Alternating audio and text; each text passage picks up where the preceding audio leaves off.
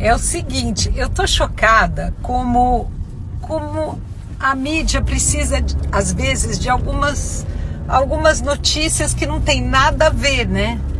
E como, assim, os tabloides são sensacionalistas. Eu tô rindo porque, assim, eu participei de um podcast da Flávia Jordão, uma querida, no qual ela falou sobre maturidade, sobre como eu casei cedo, fui mãe cedo, como eu fui seguindo com a minha vida, quais eram os meus desejos quando eu era jovem, né? Eu casei com 17 anos.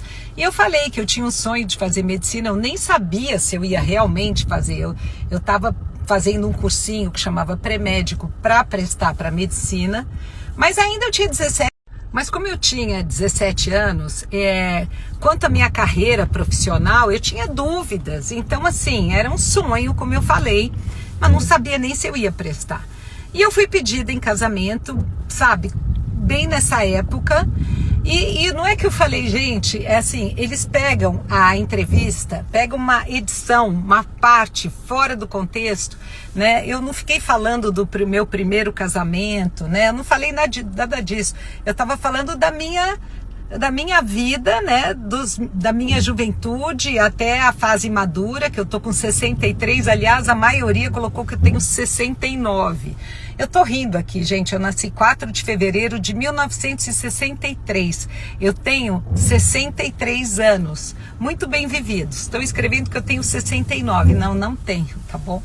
Mas, enfim, é um sensacionalismo barato que colocaram assim que eu desisti da medicina por causa do Roberto, ou que ele falou casa ou faz medicina. Gente, você tá namorando uma pessoa, você tá pensando num futuro, você tá pensando num casamento e numa união. Então a gente trocou ideias e os argumentos, Roberto é muito inteligente e na época os argumentos dele me convenceram mesmo, porque realmente, tanto é que eu falei que eu não sabia mesmo se eu ia, primeiro entrar na faculdade de medicina e segundo exercitar a medicina na minha vida, porque é bem sacrificante, a gente realmente se doa, sabe, 60%, porque a medicina está sempre evoluindo, você não pode parar de estudar. E aí eu realmente pensei bem e falei, não, eu vou fazer outro curso e eu não me arrependo de nada, porque como eu falei no podcast, toda escolha, você quando escolhe uma coisa, você abre mão de outra escolha. E eu estou muito feliz com a escolha que eu fiz, tenho 2 filhos maravilhosos e 5 netos maravilhosos. E estou muito feliz com o que eu faço hoje, né? Eu trabalho num ateliê de joias e eu adoro aonde eu trabalho, eu admiro muito a designer com quem eu trabalho, a Letícia Linton. E eu estou muito feliz com a minha escolha, porque eu lido com pessoas e eu adoro estar com pessoas, conhecer pessoas novas, eu adoro coisas bonitas.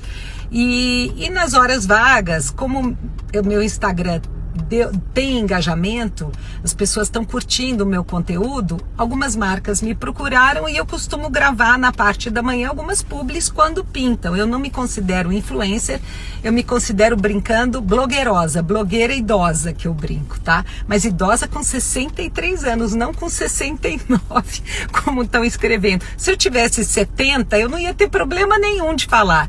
É que assim, eu tenho 63 e não tenho problema nenhum em falar a minha idade. Então assim, gente, eu falo que eu tô chocada porque eu nem sabia, eu não tinha visto, mas assim, saiu na mídia e aí eu vejo assim, Globo.com, Fuxico, Estadão, CNN, que coloca ex de justos, né? Eu acho assim estranho o título ex de justos. Claro, ele é uma pessoa super conhecida, mas assim, é sempre um ex de alguém, é sempre, sabe, a mídia precisa desse sensacionalismo, né?